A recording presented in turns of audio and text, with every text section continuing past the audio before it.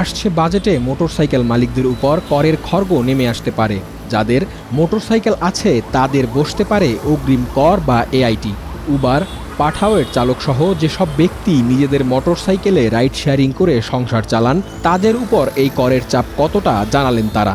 ভাই আমরা খুব কষ্ট করে গাড়ি চালাই, আপনি শখের বসে না, আমাদের কালকে উপার্জন করে এই বাইক দিয়ে যদি এই আপনি এই গাড়ি যদি আমাকে কর দিতে হয়, এমনি তো সরকারে টেস্ট দিতেছি, টেস্ট টোকেন বানাইছি, গাড়ি কিনতে ট্যাক্স দিছি, সবই দিছি, আবার যদি আপনি সরকার আবার কর দেবে, এটা তো আমাদের বেশি হয়ে যাবো, অনেক কষ্টকর হয়ে যাবে। আমরা তো গাড়ি চালা 10 টাকা উপচার করতে পারবো না, তখন গাড়ি ঘুরে ফেলা দেয়, পরে আবার রাস্তাঘাটে ঘোরা লাগবে।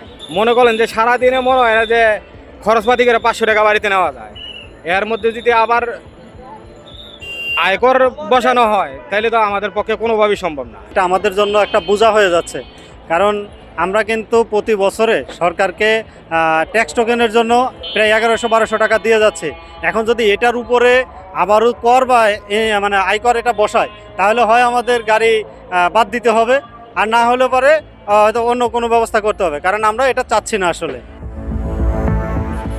তাদের প্রশ্ন, কিভাবে আদায় করা হবে এই কর? কেননা বেশিরভাগ বাইকারদের নেই কর শনাক্তকরণ নাম্বার টিআইএন। সেক্ষেত্রে কর আদায়ের এই উদ্যোগকে নতুন জটিলতা হিসেবে দেখছেন তারা। আপনার কি টিন সার্টিফিকেট আছে? না, আমার কোনো টিন সার্টিফিকেটও নেই। তাহলে আপনি টিন সার্টিফিকেট না থাকলে কর কিভাবে দিবেন, সেটা কি মনে প্রশ্ন জেগেছে কিনা?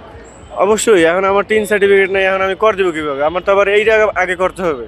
আর তাছাড়া এই যে 5000 টাকা কর দিতে আমরা রাজি, তাইলে আপনার আমাদের মেইন সড়ক দিয়ে ব্যাটারিগুলো উঠাই দেন, আমার এই অযথা পুলিশ হয়রানিগুলো বন্ধ করেন, এলিভেটেড এক্সপ্রেস হতে আমাদের বাইক উঠার ব্যবস্থা করেন।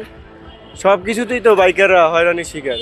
শুধু বাংলাদেশ সরকার না, যদি এটা জাতিসংঘ থেকেও বলে যে কর দিতে হবে বাড়তি, আমরা দিব না।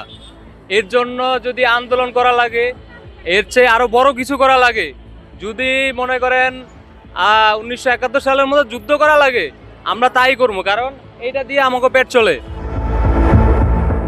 তবে এনবিআর সূত্র বলছে দুটি সম্ভাব্য পদ্ধতিতে এই কর আদায়ের কথা ভাবা হচ্ছে। প্রথমটি হলো প্রতিটি মোটরসাইকেল মালিককে টিআইএন করে রিটার্ন জমা দিয়ে এই অগ্রিম কর শোধ করতে হবে। আর দ্বিতীয়টি হলো বিআরটি এর ট্যাক্স টোকেন নবায়নের সময়ই বাড়তি এই নির্দিষ্ট অঙ্ক এআইটি হিসেবে আদায় করা হবে।